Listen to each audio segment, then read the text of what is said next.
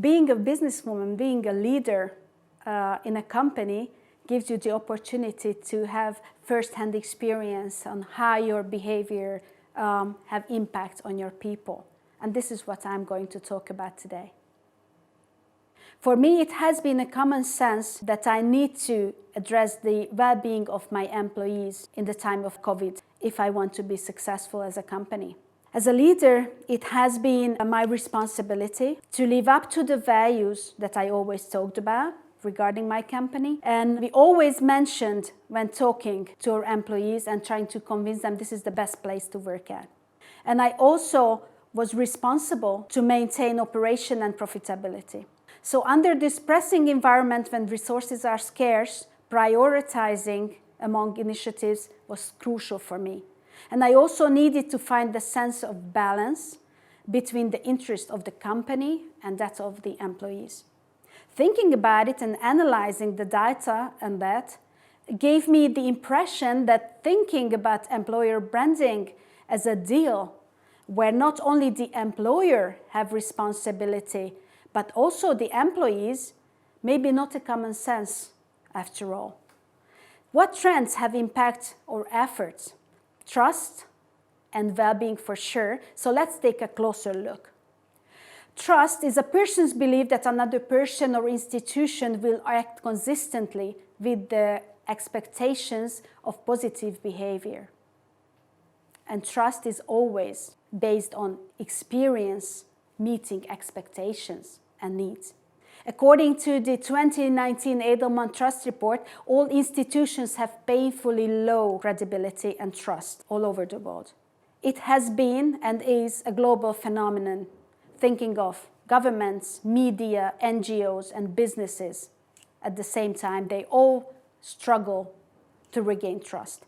In the meanwhile, customers and employees are getting more conscious and thorough, while thanks to the digitalization, we are getting more and more transparent. Being in the limelight brings forward authentic behavior of each and every company, or the lack of it. But let's take a closer look at trust disruption. Let's see where are our chances. There is a modest rise in trust, but they are still lagging behind what we would expect. It sees that the informed public is more trustful, while the general mass is less trustful, and government and media is still disrupted. Also, trust is divided along gender lines. Women, for example, tend to have lower trust, especially for businesses, so it's not a good news for us. And also fear of loss of jobs remains with us during this pandemic. So happened that we were hit by COVID-19. More stress, more challenges, unprecedented level of uncertainty, speculations about future. It brings about stress in every level of our life, in every aspect of our daily existence. And with this, we have to address well-being at the workplace. Along with the pandemic, suddenly a new kind of solidarity came also. There are some interesting numbers here from research. 78% says that the way a company treats its employees is one of the best indicators of its trustworthiness.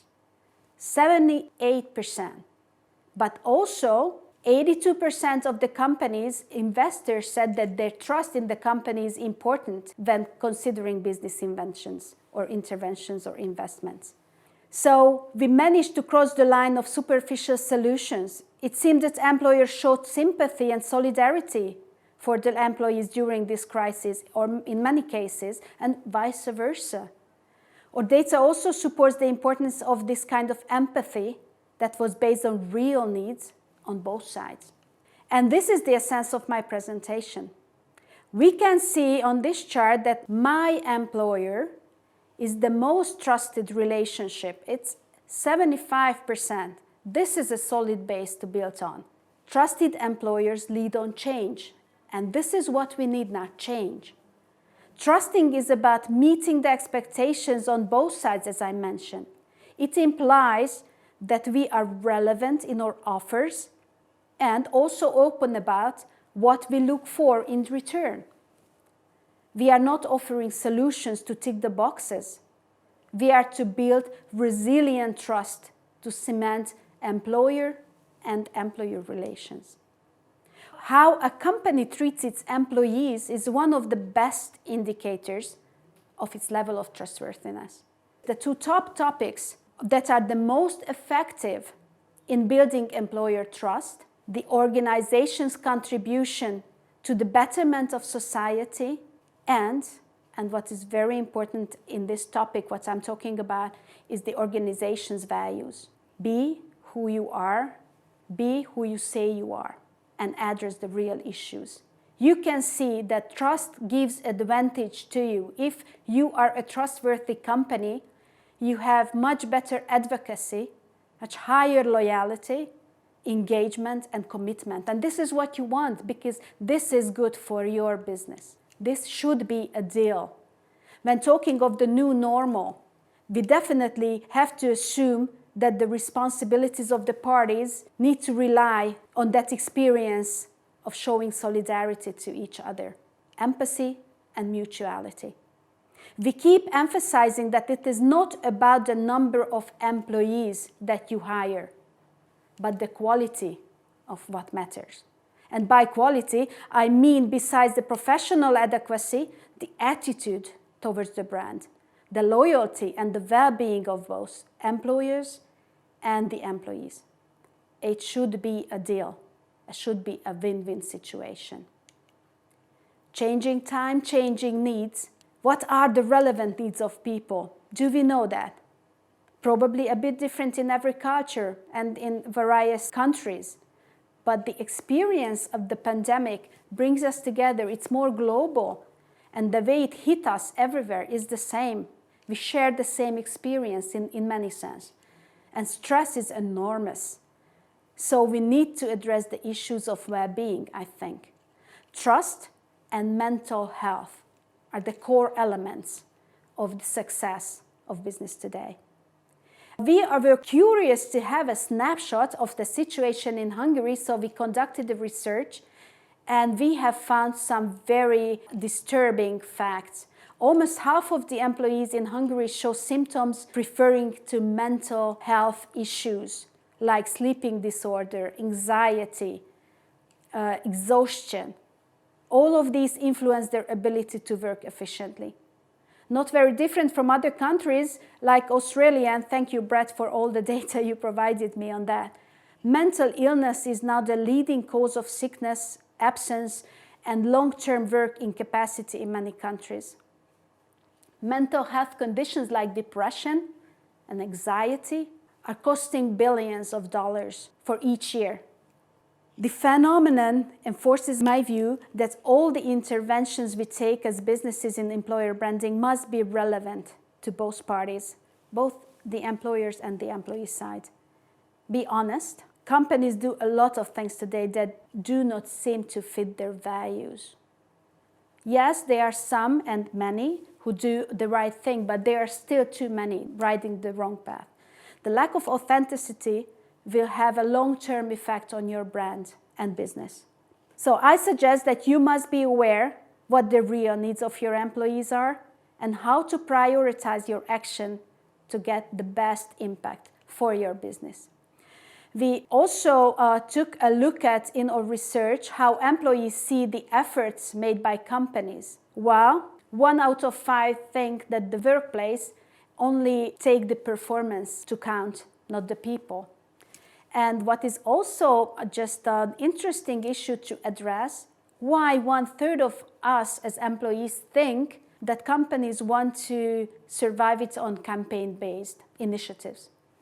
We are not doing it by strategy. We are following a path of campaigns and individual actions. That's not going to help.